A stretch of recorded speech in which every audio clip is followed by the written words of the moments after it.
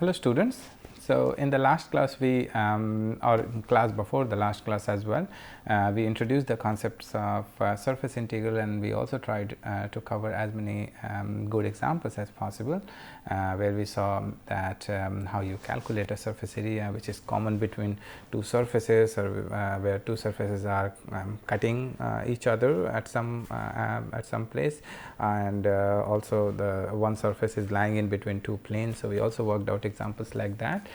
Now, in today's class we will cover our next topic, which is basically volume integral. So, we started with line integral, then surface integral, area between two curves, and today we will start with volume integral. So, what do we mean by volume integral? So, let's start with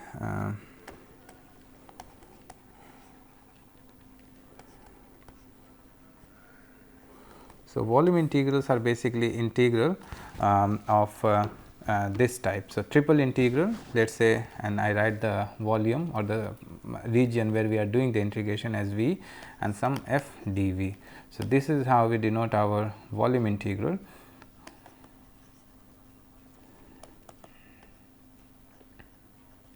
Volume integral. Now, in order to calculate the volume in order to calculate these type of integral, we I will show that how you can do it. So,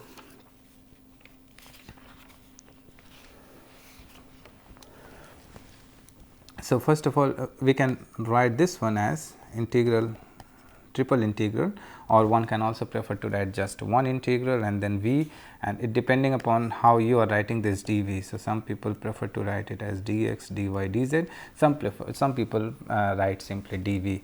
So, if you write three variable and if you just write one integral, that means that it is a volume integral.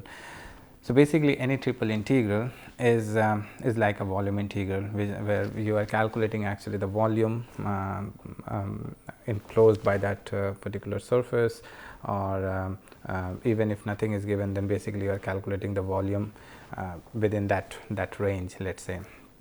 So, for example, if we if our f is equals to, let us say 1, and if our volume has limits x equals to x running from 0 to 1, y running from 0 to 1, z running from 0 to 1, dx, dy, dz, then we are basically calculating the volume of this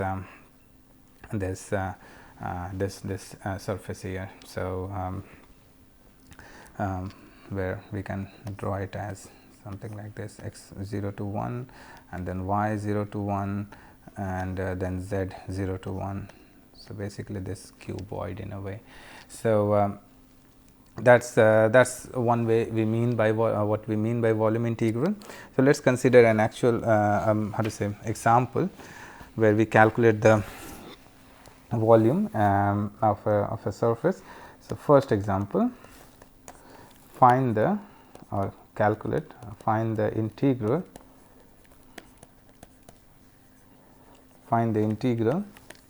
let us say I am writing I x square plus y square plus z square dx, dy, dz over the sphere x square plus y square plus z square is less or equal to a square. All right. So, basically we have to calculate this integral here over this surface. So, basically a volume integral of this integrand over this surface. So, of course, everything is in how to say nice sphere form. We have x square plus y square plus z square less or equal to a square. So, we can think of it as let us say our circle situation, where we had x square plus y square equals to a square, and then in that case we used to substitute x equals to r cos theta, y equals to r sin theta, and then we transform the whole integral into an integral with r and theta using Jacobian and other basically change of variables. So, here in this case also we will do some substitution. So, we substitute x equals to r cos theta cos phi. Because we are in function of three variable, we have to have a spherical polar coordinate system, and a spherical polar coordinate system involves r, theta and phi. All right. So, substitute or we substitute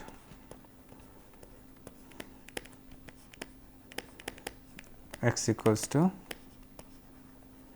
r cos theta cos phi, y equals to r sin theta sin phi. Let us take it as sin theta. So, r sin theta cos phi, y equals to r sin theta sin phi, and z equals to r cos theta. So, where theta would vary from 0 to pi, phi would vary from 0 to 2 pi, and r would vary from 0 to a. So, we can see all those things from our spherical polar coordinate system. Now, we will start with our integral I. So, our integral I is basically integral over the sphere, let us say which is given. So, I simply write as v, and then we have x square plus y square plus z square, and here we have dx, dy, dz. And if I change the variables, then in that case it will be a volume integral again, but in terms of r, theta and phi, and this one will be r square. So, first term will give, so if we do the square, then we will take sin square theta common, and then it will be cos square phi plus sin square phi, that will be 1, and then again r square common. So, it will be sin square theta plus cos square theta, and then that will again be 1. So, it will be basically r square. And if I substitute, if I transform dx, dy, dz into another variable involving r, theta and phi, then this will be r square sin theta dr, d theta, d phi. So, our Jacobian determinant is basically r square sin theta. All right. So, this will become integral r running from 0 to a, theta running from 0 to pi, and phi running from 0 to 2 pi dr. This is our d theta, and we can write our r to the power 5 here, and sorry, r to the power 4 here, and then sin theta here, and then d phi here. So, phi is totally independent of r and theta. So, we can integrate and put the value phi equals to 2 pi right away. Our second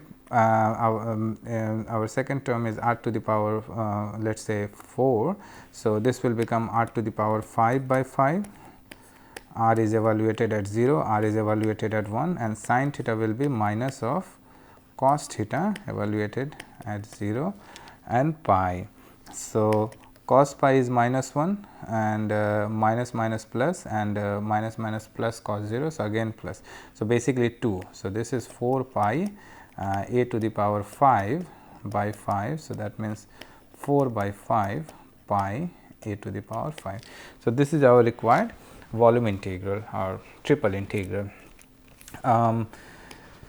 So, here in this case, basically the given equation was a sphere. The given equation of the wall of the surface was a sphere. So, it is fairly easy to come up with this substitution, and then just substitute the for the variable x and x, y and z, and use some Jacobian.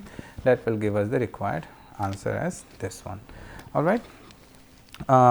We can consider another example. So, another example could be, let me find an interesting example which is yes. So, now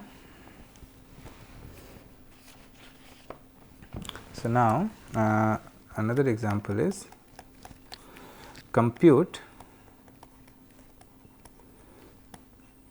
I equals to triple integral or volume integral. Let us write it in this way: 1 minus x square by a square minus y square by b square minus z square by c square dx, dy, dz taken over the region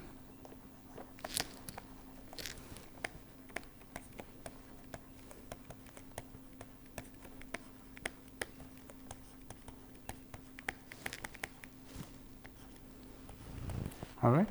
So, in this case we have the ellipsoid basically. So, previously we had sphere, and in this case we have the ellipsoid. So, what we will have is the given region is an ellipsoid. So, substituting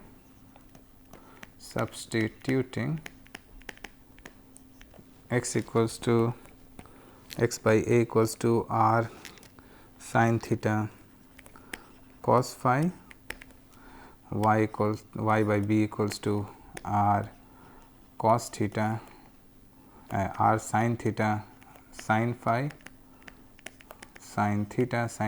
and z by c equals to r cos theta. So, basically if I substitute, we can see it as a circle, as a sphere as well. So, instead of considering x square by a square, if I consider x by a as a variable, let us say, then in that case x by a is a variable u, y by b is a variable v, and z by c is a variable w, then it is basically u square plus v square plus w square is less or equal to 1. So, then again it is a sphere. So, that is what we are doing. We are taking the substitution for x by a, not x, and similarly for y by b and z by c. So, now I can write it as x equals to a r sin theta cos phi, y equals to b r sin theta sin phi, and z equals to c r cos theta, right.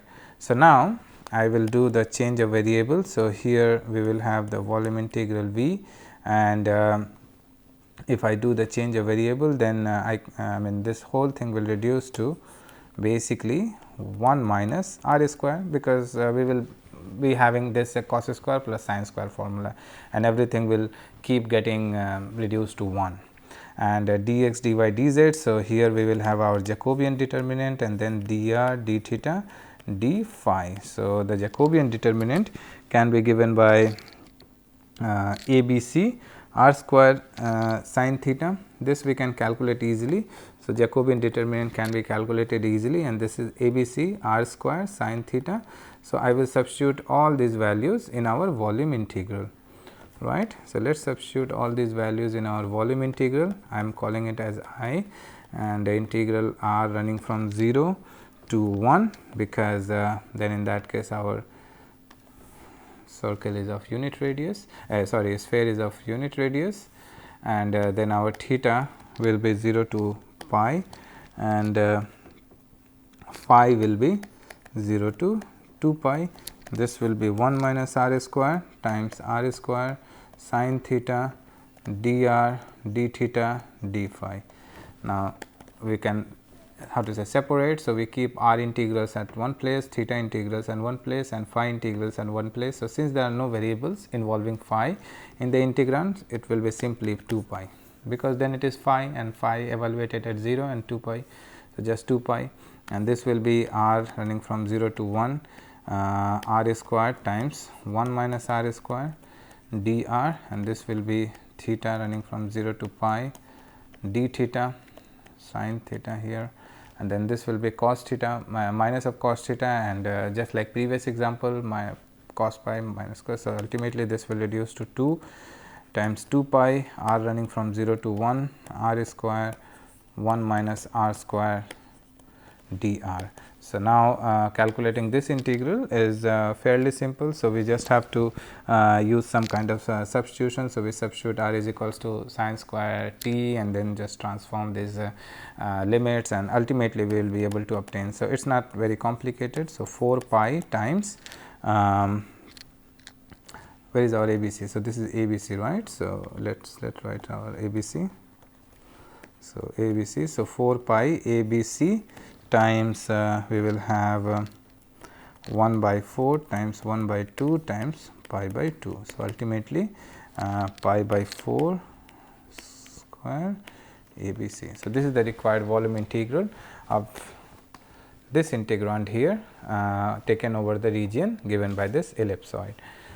So, this is how we basically calculate the volume integral. So, volume integral is not that complicated in a way, because if someone has worked out a line integral and area between the curves or surface integral, then volume integral is basically a very how to say, small generalization. It is not too complicated, it's maybe small is not the right word, but it is not very complicated once you are perfect with area between the curves or area between different surfaces. Now, in volume integral, there is a very important theorem. Of course, one can view it more from the vector calculus point of view, but we can also see this theorem from integral calculus point of view, and that is called a Gauss divergence theorem. So, Gauss divergence theorem gives us a tool to transform any surface integral into a volume integral. So, if you are given a surface integral which may appear to you a little bit complicated, then instead of solving the surface integral, if it is in certain particular form, if it is in a certain form, then you can transform this surface integral into a volume integral. So, how we can do that? Let us see in our statement. So, Gauss divergence theorem.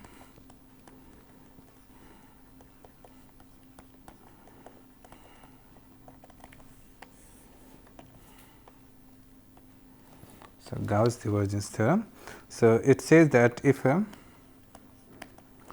three-dimensional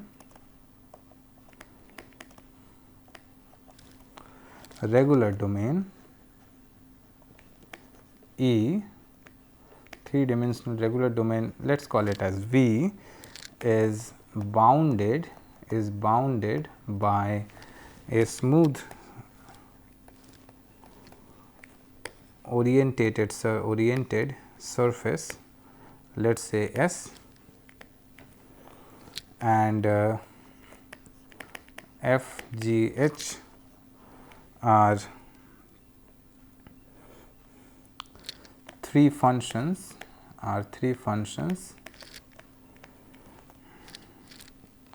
with continuous partial derivatives. That means, f x, that is f x, g y and h z are continuous, all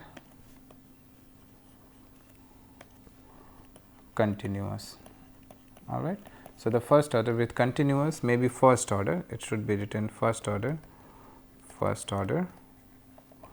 partial derivatives at each point of V and S. Then our volume integral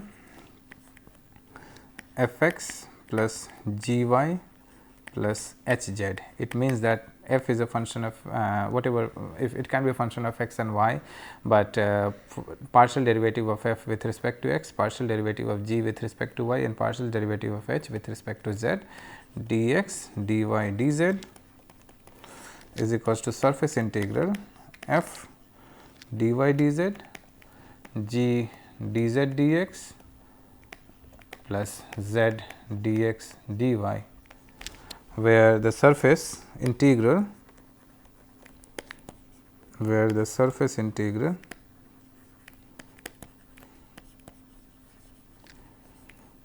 is taken over the exterior of this surface S, where the surface integral is taken over the exterior of the surface S. That means, the normal or basically on the outer side of the surface. And if that, so this integral basically, this Gauss divergence theorem basically gives you a tool that can help you transform a surface integral into a volume integral. So, we have to make sure that these functions f, g and z f, g and h, not z, f, g and h, they are they have a continuous partial derivative, and if they do, then in that case you see you have a function f, but if they have continuous partial derivative, just looking at them you can be able to understand whether they have continuous partial derivatives or not. It is very simple. So, even if they involve a lot of complicated algebraic expressions, when you take f x, then it is actually always one derivative, one power less. So, it could be a rather simpler expression to deal with than dealing with this surface integral, right. So, with the help of Gauss divergence theorem, we can always be able to transform this surface integral into a volume integral, and most probably, I mean, in most of the cases it happens that this volume integral is very simple to evaluate compared to this surface integral. So, this is the only theorem from vector calculus in a way we will learn in our integral calculus part, and we will work out few examples to see its application, that whether actually a given surface integral can be handled using Gauss divergence theorem or not. So, let us start with our first example. So, evaluate, let us say I surface is equals to integral over the surface S x dy dz plus y dz dx plus z dx dy, S being the outer side of the cube 0 to a times 0 to a times 0 to a. So, that is where the surface integral is taking place on the outer side. Now, of course, it may not be a very complicated expression. So, here we have x, y and z, and we can just integrate how to say on each surfaces, and then that will give us the surface integral. But at the end of the day, we have to integrate on each surfaces. So, ultimately it will become a very big example or big calculation to do. So, what we can do here, we will apply Gauss divergence theorem, because obviously x, y and z are continuous functions, and they also have continuous first order partial derivatives. So, these f, y and f, g and h have continuous partial derivatives. So, I can write here f x, y, z as x, g x, y z as y and h x, y z. So, they can be function of x, y, z as well. Here in this case, we are lucky that they are only functions of x, y and z respectively. Here that is what we have. Then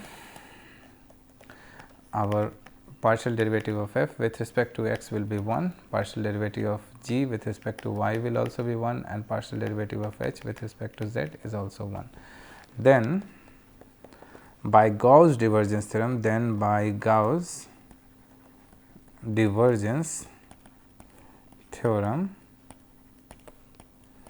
we will have surface integral f dy dz, y dz dx and z dx dy is equals to, then surface integral will be converted into volume integral f dx g y dy and h z dz. So, now volume integral, x is running from 0 to a, y is running from 0 to a and z is running from 0 to a. This will be dx because f x is 1, this will be dy because g y is 1, and this will be dz because h z is 1. So, now we will integrate how to say first with respect to, so we will basically write here dx, so that will go into each basically individual integral, and this will then reduce to, oh sorry, so this is not dx dy, so f x dx and then dx dy dz is here, yes. So, that is I was wondering, so why it is looking that way. So, we have dx dy dz and we have 1 here, 1 here, 1 here. So, this will ultimately be 3 times integral from 0 to a dx, 0 to a dy and 0 to a dz. So, ultimately we will obtain a square a. So, 3 times a, that means a cube. So, 3 a cube. So, this is the required volume integral. So, here yes, the formula is correct. So, here you can see we could have calculated the surface integral, it is just that S being the outer surface of the cube. So, we had to go on every surface one by one. So, there could be a possibility that we may have to evaluate 8 types of surface integral. So, instead of doing that, we just use Gauss divergence theorem, because our functions are nicely behaving, and we can calculate the volume integral, and the answer of which is as same as the answer of the surface integral. So, as you can see, it is proven to be a very efficient tool in order to handle these kind of integrals. We can consider one more example, and let us consider another example. So, evaluate I equals to surface integral x squared dy dz, y squared dz dx, and z squared dx dy, where S is the sphere, our surface is basically a sphere x square plus y square plus z square is equals to a square. So, obviously, here we can do some substitution, but before that if we want to evaluate this surface integral over this surface, it will certainly be quite complicated. So, instead of doing that, what we can do is we can use Gauss divergence theorem. So, by Gauss divergence theorem, obviously, we can see that this is our f, this is our g, and this is our h.